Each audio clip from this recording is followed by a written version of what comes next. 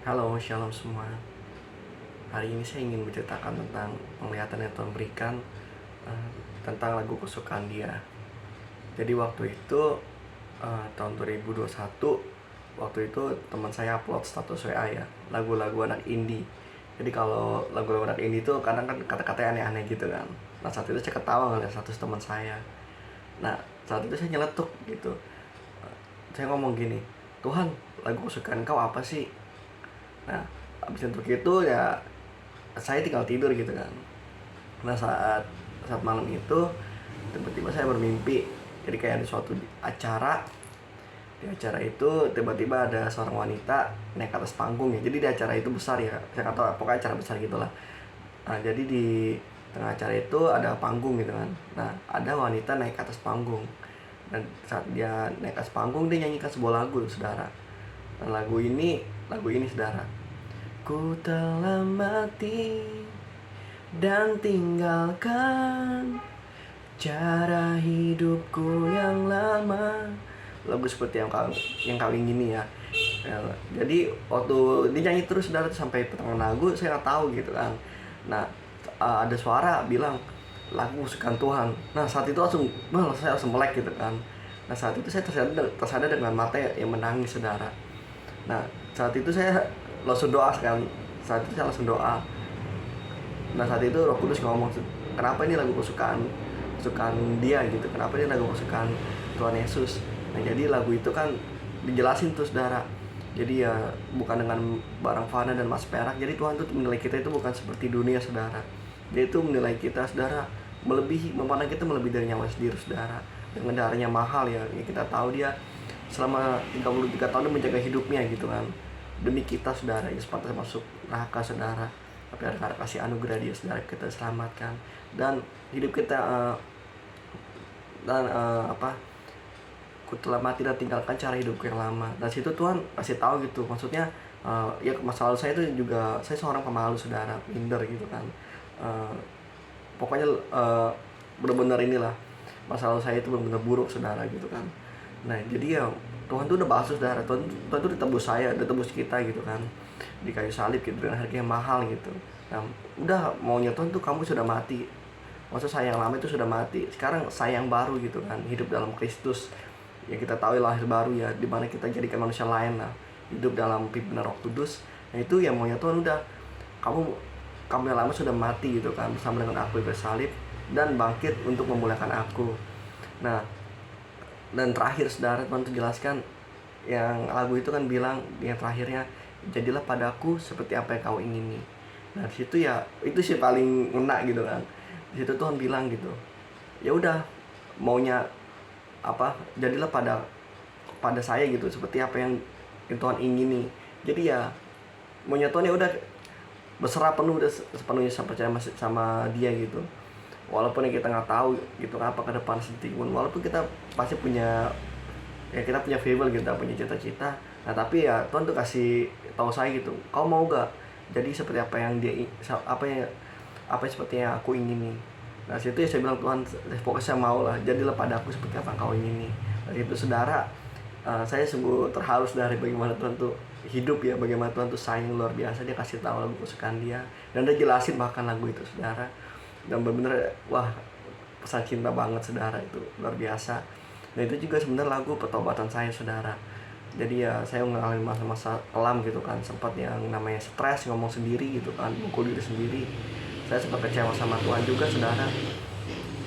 Ya saat di titik kecewa itu ya saya berdoa saudara sama Tuhan, tapi ya berdoa itu bukan minta tolong ataupun ya mengucap syukur saudara. Enggak saudara, yang saya lakukan itu saya mengutuki Tuhan saudara, saya marah-marah sama dia. Tapi apa Tuhan marah, apa Tuhan tinggalkan saya? Enggak saudara, begitu besar makanya tata selami saudara kasih Tuhan itu saudara.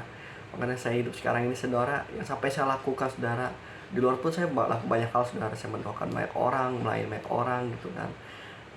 Yang ini ya rasa terima kasih saya saudara, yang nggak bisa terbalaskan oleh apapun juga, bahkan dengan nyawa saya pun saudara. Karena apa yang Tuhan berikan pada saya itu melebihi apapun saudara. Dan itu saudara, ya saat yang masa-masa itu saudara saya memarahi Tuhan, tapi ya Tuhan tuh nggak pernah menyerah sama saya saudara. Dia datang gitu, dia peluk saya gitu kan, saat saat itu saya merasakan seperti ada yang meluk saya, saudara. Itu hangat, perasaan hangat, saudara, damai, saudara. Lalu saya posisi lagi marah-marahin dia, saudara. Saya kecewa sama dia, saudara. Biasa manusia, saudara, ya, suka mengkambing hitamkan Tuhan. Nah, saat itu saya merasakan kasih Tuhan, saudara. Nah, situ ya akhirnya Tuhan bawa saya gitu kan ke ya pertobatan yang dia mau, saudara, dengan pimpinan Roh Kudus, saudara, ya. Memang satu saya bergereja, saudara, tapi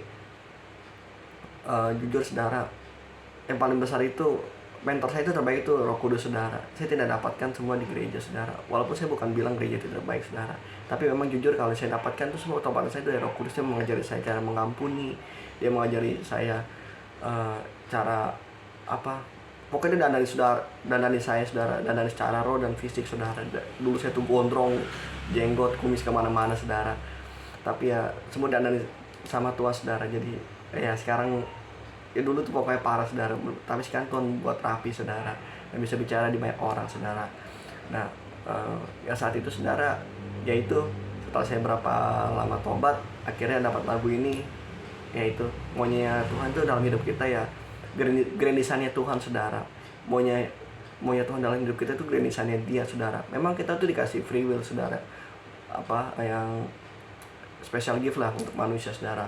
Kita boleh, saudara, gunakan free will ini untuk big plan kita. Mungkin big plan kita ingin menjadi seorang pengusaha besar, saudara, gitu kan.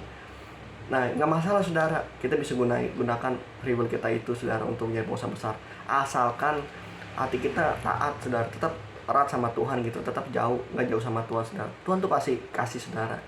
Nah, walaupun grandisan dia mungkin maunya Tuhan tuh kita jadi hamba Tuhan gitu, tapi ya karena free will kita jadi pengusaha, ya Tuhan tuh nggak apa-apa, saudara, asalkan bener aja, saudara. Maksudnya hatinya tetap dalam Tuhan. Nah, kadang pun Tuhan tuh kadang memaksakan kehendak dia, saudara, paksakan kehendak dia, pasangkan rancangan itu karena memang dilihat, saudara, seperti Bileam, ya.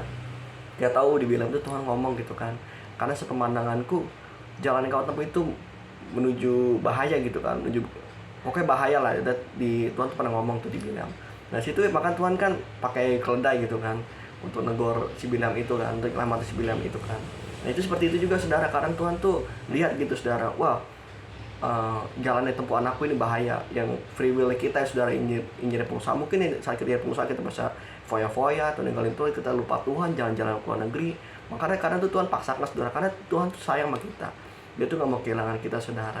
Makanya dia tarik kita Tuhan tuh batalkan, Tuhan rusakin semua rancangan free will kita, saudara. Karena yang seperti yang Tuhan bilang ke Bileam, saudara, karena sepemandanganku jalan yang kau temui itu menuju kebinasaan, saudara.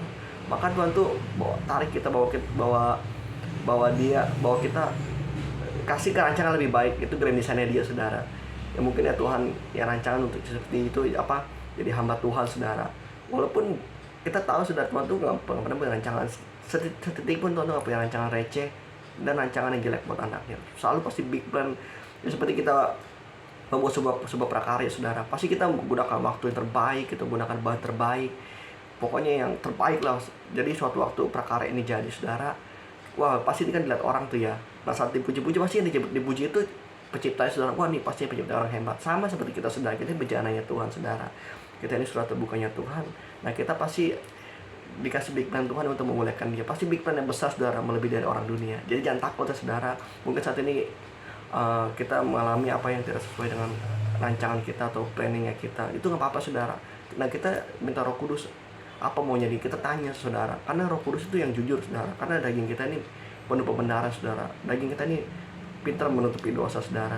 Tapi Roh Kudus itu murni, saudara. Dia akan kasih tahu kenapa, saudara. Nah, itu Tuhan kasih pengertian ke saya, saudara. Maka saya itu stres, ya, karena satu saya stres, saudara, ya, karena saya nggak ngerti, saudara, kenapa semua begini gitu kan. Tapi suatu waktu, ya, Tuhan Roh Kudus itu kasih pengertian, begini. Akhirnya saya ada sekarang ini, saudara, semua karena kemurahan Tuhan, karena Roh Kudus, saudara, dia pimpin saya, saudara. Jadi itu, saudara, kesaksian saya. Sebenarnya banyak, saudara, apa yang Tuhan lakukan dalam hidup saya sungguh luar biasa, saudara.